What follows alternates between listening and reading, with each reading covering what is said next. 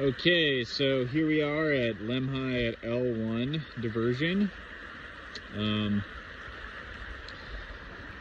Idaho Department of Water Resources has a stream gauge here. So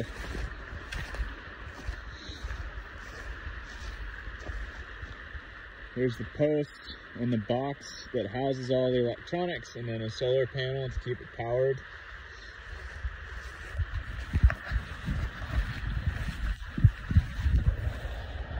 So this stream gauge is a bubbler, and I know this might sound weird, but this is one of the three most common types of stream gauges. And what it does is it basically pushes bubbles out through a small pipe into the stream, and the difficulty how do I explain this? It measures the depth of the water above where the bubbles are exiting the tube into the stream, by measuring how difficult it is to push bubbles out into the stream, because the higher the water is, the greater the pressure is against the end of the tube, and the harder it is to push bubbles out. So that's essentially what this system is. The two other types of common stream gauges that you will encounter are pressure transducers, which is the same concept that was used at the monitoring well that I showed you earlier in this lecture. And then you can have sonic anemometers, which are basically sensors that are put above the stream, and they send a signal down towards the stream and then time how long it takes for that signal to reflect off of the water and then make it back to the receiver above the stream. The U.S. Geological Survey uses those a lot on bridges, sort of shooting the signal down towards the stream below the bridge. But all of Idaho Department of Water Resources gauges are either these bubblers or pressure transducers. So this out here, which you can see through the willows here, is the staff for the gauge. So the purpose of this is that you need to make sure that the stage of water that the bubbler is reading out is the same as the stage that you're reading out just with your eyes on this staff. Stage being just a fancy hydrology word for the elevation of the water. Now, I don't have my stream gauging equipment on me today because the basin is mostly frozen. But you might think it's interesting that a stream gauge is measuring stage and not stream flow. And the reason for that is that you can't just measure stream flow. Like a lot of other environmental measurements, you have to measure a proxy for stream flow, and then use known relationships or physical properties to determine what stream flow is. So if I was stream gauging here today, I would be doing so to try to form a relationship known as a rating curve between the stage that's being measured by the bubbler or by that staff whenever I'm on site to look at the staff, and stream flow. So I would essentially extend a tape across the Lemhi River here, and then I would incrementally move across the stream and measure the depth of the water as well as the rate at which it's flowing at. You typically do this with an acoustic Doppler velocimeter if you're wading across the stream yourself, or something known as an acoustic Doppler current profiler if you're pulling a tiny little boat across the stream, which you have to do when it's high flow.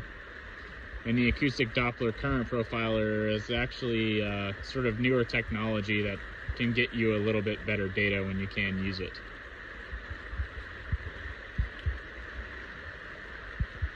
So I will show you what the pressure transducer stream gauges look like on Bay Horse Creek here in a little bit. Okay, so this is Bay Horse Creek, and this is a stream gauge with a pressure transducer. This is what the creek looks like. So this gauge is right near the confluence with the Salmon River. So this is basically just a steel pipe, and it's perforated at the base to allow water to come into the pipe.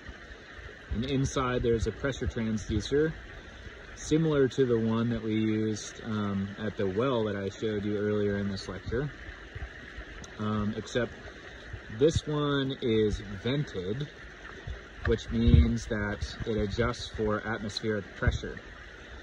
The pressure transducer at the well that I showed you earlier is non-vented, so I have to correct for atmospheric pressure at the well.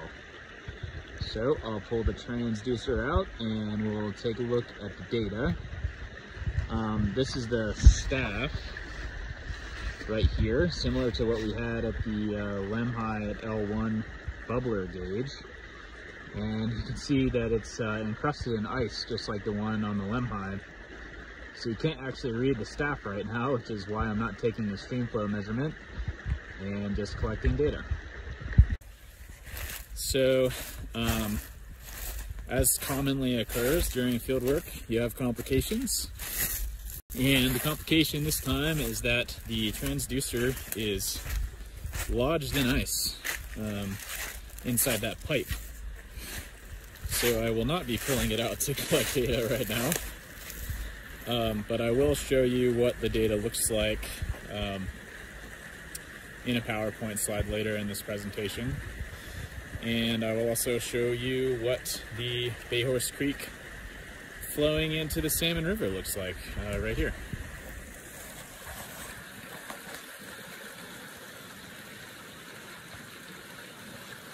So Bay Horse Creek is pretty iced over, and the Salmon River has some ice chunks flowing down it as well.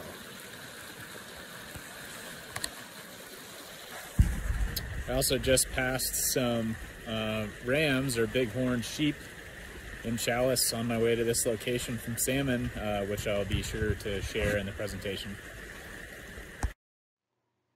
So rather than just talk about streamflow data here, I figured I would just give you all links to all of the data that I collect in the Upper Salmon Basin. So a lot of the data that's collected within Idaho Department of Water Resources is posted to the IDWR website. And you can find all of the data that I collect at these 3 locations on that website. So the soil moisture and water quality data is included in reports that are posted to a page that's dedicated to my specific project. And then the streamflow data and groundwater level data are posted to larger repositories of all Idaho Department of Water Resources streamflow data and groundwater level data. So if you ever want to use this information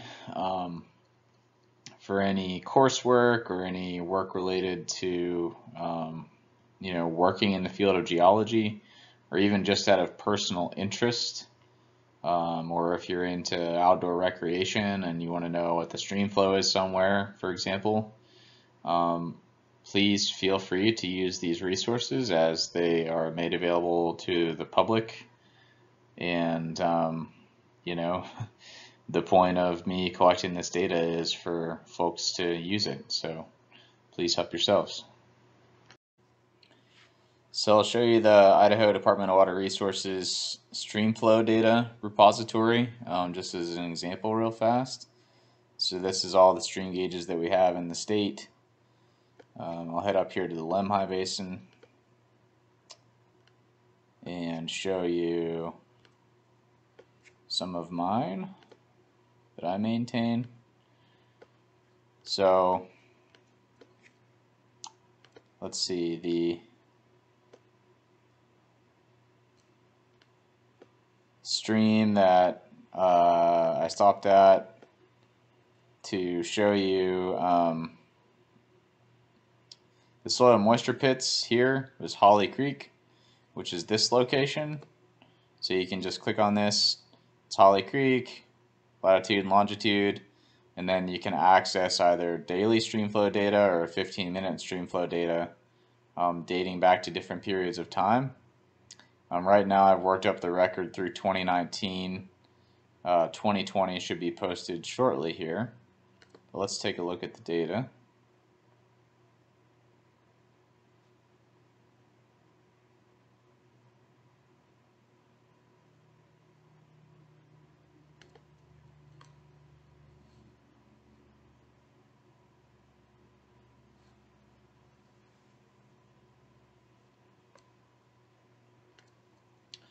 Sorry about the lag there. My internet is rather slow at home. So what do we want to look at? We want to look at Holly Creek, let's say from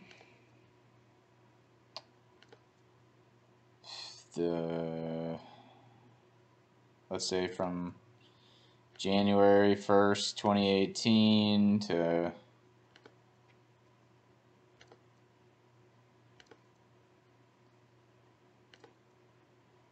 November 1st, 2019, just as an arbitrary set of data to look at.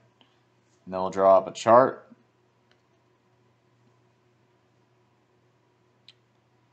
And so this shows all of the streamflow data collected at Holly Creek in 2018 and 2019. So you have your cubic feet per second here, and then you have time down here on the x-axis. And so you can do that for any of the streams or rivers that Idaho Department of Water Resources collects data for, and check it out and use it for whatever you like.